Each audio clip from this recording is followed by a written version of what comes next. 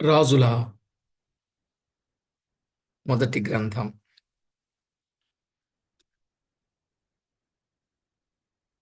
2వ అధ్యాయములో మొదటి మాట మనం చదువుకుంటున్నాం. ప్రతివారు దైవ లేఖనాన్ని చూసే ప్రయత్నం చేయండి. రాజుల మొదటి గ్రంథం 2వ అధ్యాయం మొదటి వచనం. దావీదునకు మరణకాలము సమీపింపగా అతడు తన కుమారుడైన సొలొమోనునకు ఇలాగు ఆజ్ఞ ఇచ్చాను.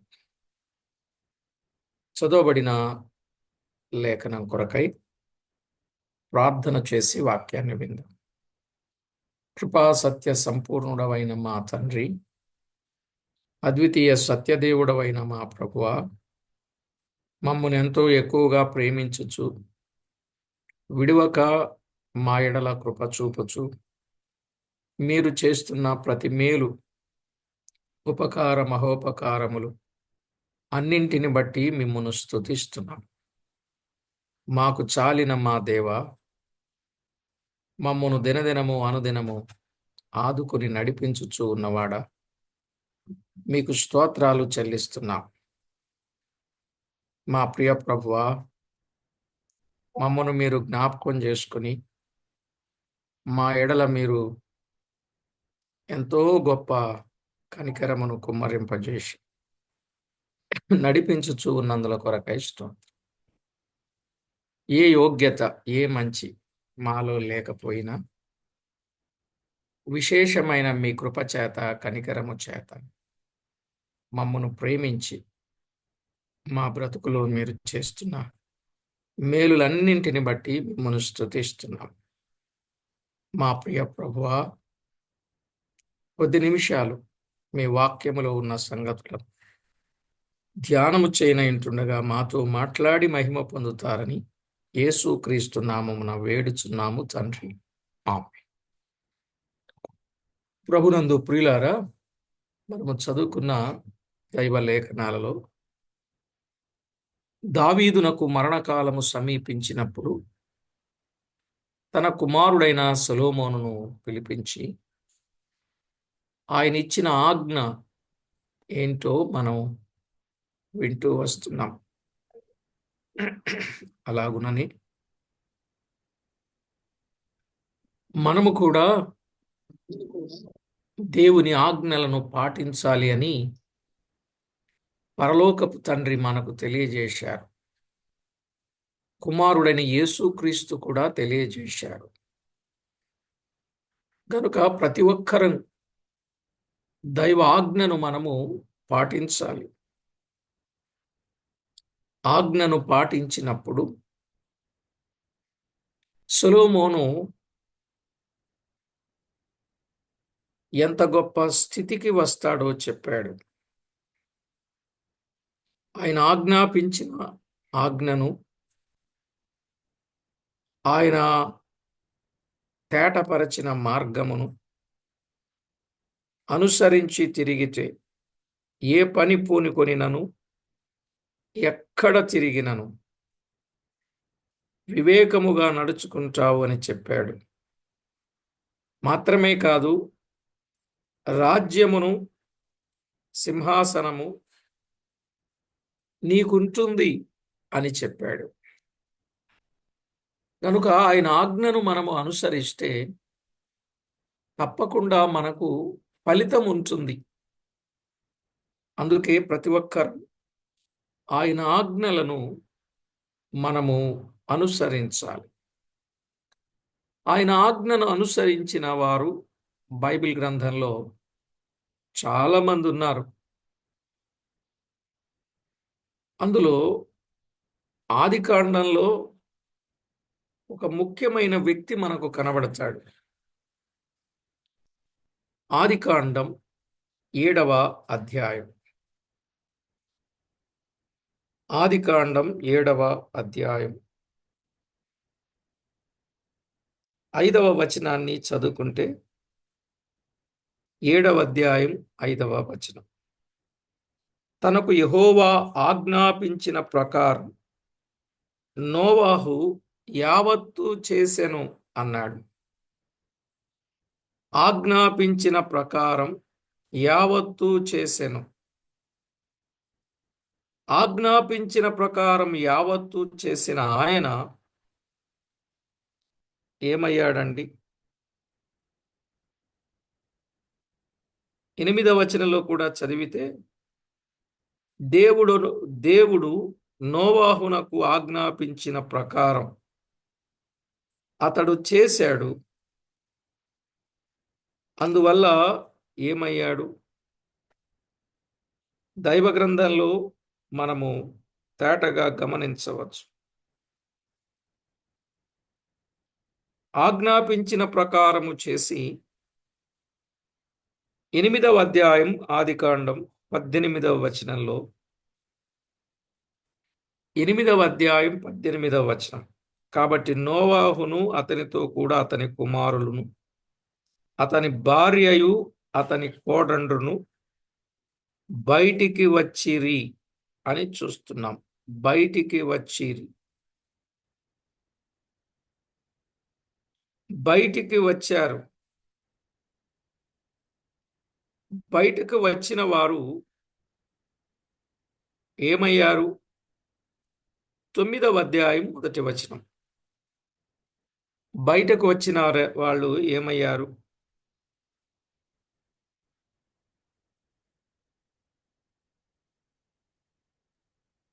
దేవుడు నోవాహును అతని కుమారులను ఆశీర్వదించి ఆజ్ఞాపించినట్లుగా దేవుడు ఆజ్ఞాపించినట్లుగా నోవాహు చేసి ఒకటి బయటికి వచ్చిరి. ఎక్కడ నుండి? వాడలో నుండి. వాడలో నుండి అని చెప్దామా? జలములలో నుండి అని చెబుదామా? జల ప్రళయంలో నుండి అని చెప్పారు. జల ప్రళయములో నుండి అని చెప్దామా? జలములు లేవుగా.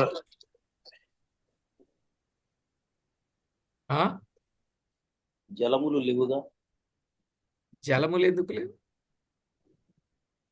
నాశనం జలములలో నుండి బయటకు వచ్చారు కదా. సమస్త శవముల మధ్య నుండి బయటకు వచ్చిరి. ఇంకెన్ని పేర్లైనా పెట్టొచ్చు, అవునా కాదా? దుర్వాసన నుండి బయటికి వచ్చిరి. కుళ్ళిపోయిన స్థితిలో నుండి బయటికి వచ్చిరి. మానవుడు లేని ప్రపంచములోనికి వచ్చిరి. ఆ రోజు నిజంగా వాడలో నుండి బయటకు వచ్చిరి అని అంటే క్రూర మృగముల మధ్య నుండి బయటకు వచ్చిరి అని కూడా చెప్పొచ్చు. ఇక మీరు ఎన్నన్నా చెప్పండి, వారు బయటకు వచ్చారు. బయటకు వచ్చిన తర్వాత దేవుడు వారిని ఏం చేశాడు? ఆశీర్వదించాడు.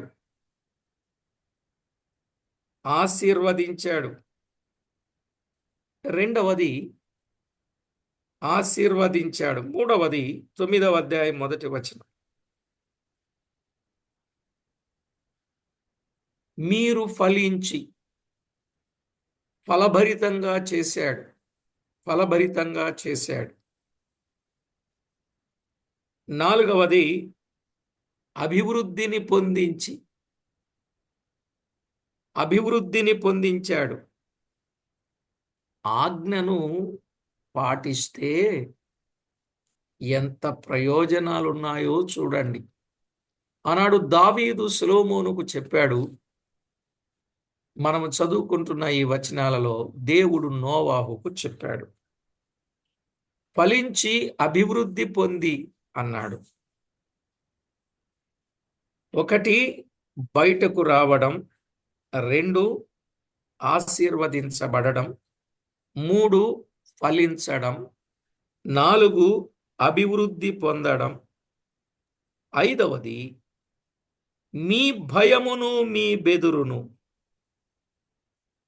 అడవి జంతువులకన్నిటికిని ఆకాశ పక్షులకన్నిటికిని నేల మీద ప్రాకు ప్రతి పురుగుకును సముద్రపు చేపలన్నిటికీ కలుగును, అవి మీ చేతికి అప్పగింపబడి ఉన్నవి అన్నాడు. సమస్త జీవరాశులను ఏలేవారిగా దేవుడు చేశాడు. అంటే వీరికి అన్నీ భయపడుతున్నాయి, బెదురుతూ ఉన్నాయి. సమస్త జీవరాశులు, అవి ఆకాశములో ఉన్నా, నేల మీద ప్రాకేవైనా, సముద్రపు చేపలైనా, ఆకాశములో ఉన్నవ అయినా, ఆకాశంలోకి ఎగిరేవైనా, భూమి మీద తిరిగేవైనా, ప్రాకేవైనా, సముద్రములో ఉన్న వాటన్నింటిపైన అధికారమును ఇచ్చాడు. ఆహా! దేవుని ఆజ్ఞను పాటిస్తే ఎంత గొప్ప ప్రయోజనమున్నదో చూడండి. మాత్రమే కాదు, 9వ అధ్యాయం 3వ వచనం, ప్రాణము గల సమస్త చరములు మీకు ఆహారమగును అన్నాడు. సరేలేండి,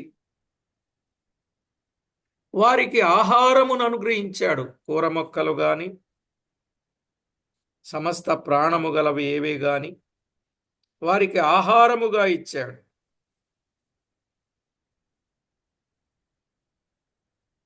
ఏడవదిగా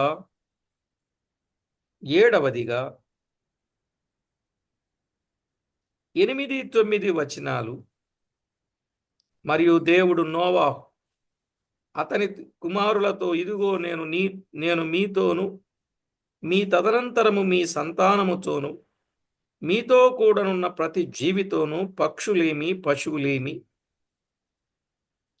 పశువులేమి,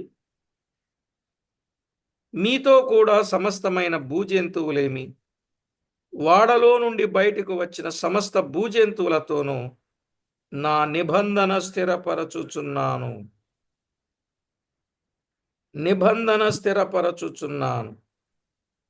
ఏంటా నిబంధన? 15, అప్పుడు నాకును మీకును సమస్త జీవరాశులకును మధ్యనున్న నా నిబంధన జ్ఞాపకము చేసుకొందును గనుక సమస్త శరీరుల నాశనము చేయుటకు అలాగు ప్రవాహముగా నీళ్లు రావు. ఒక చక్కని నిబంధన చేయబడ్డారు. ఇంకెన్నటికీ భూమి మీదకి అలాగు నీళ్లు రాకుండా, ఆ నీళ్ల ద్వారా నాశనము రాకుండా ఆయన నిబంధన చేసిన వాడుగా చూస్తున్నాం. ఇది ఎంత గొప్ప విశేషమైన మాట. గనుక దేవుని ఆజ్ఞను మనము పాటించినట్లయితే నాశనం అనేది లేకుండా పోతుంది. నాశనం అనేది లేకుండా రాకుండా దేవుడు చేస్తాడు అనడానికి ఇది ఒక గొప్ప సాదృశ్యం. మరొక మాట కూడా చదివితే 9వ అధ్యాయం 19వ వచనం, ఈ ముగ్గురు నోవహు కుమారులు, వీరి సంతానము భూమి యందంతటా వ్యాపించెను. వ్యాప్తి చేయుట, వ్యాపింపచేయుట. అర్థమైందండి? వారు ఆ రోజు దేవుని ఆజ్ఞను వారు అనుసరించకపోతే వారు బయటకు వచ్చేవారా? కాదు. ఆశీర్వదించబడేవారా? కాదు. ఫలించేవారా? కాదు. అభివృద్ధి పొందేవారా? కాదు. ఆహారమును భుజించేవారా? కాదు. చెప్పాలి. నిబంధనను పొందేవారా? కాదు. వ్యాపించేవారా? కాదు. వారితో పాటే వీరు కూడా ఏమైపోదురు? చెప్పండి. నాశనమైపోయే వాళ్ళు. నాశనమైపోయేవాళ్ళు. కనుక ఒక్క ముక్కలో మనం వింటే దేవుని ఆజ్ఞ మనము పాటించినట్లయితే అది మనకెంతో ప్రయోజనకరంగా ఉంటుంది, ఆశీర్వాదకరంగా ఉంటుంది, ఫలభరితంగా ఉంటుంది, అభివృద్ధిగా ఉంటుంది, వ్యాపించేటట్లుగా ఉంటుంది. గనుక ఖచ్చితంగా దేవుని ఆజ్ఞను మనం ఏం చేయాలి? పాటించాలి. గుర్తుపెట్టుకోండి, దేవుని ఆజ్ఞను మనం ఏం చేయాలండి? పాటించాలి.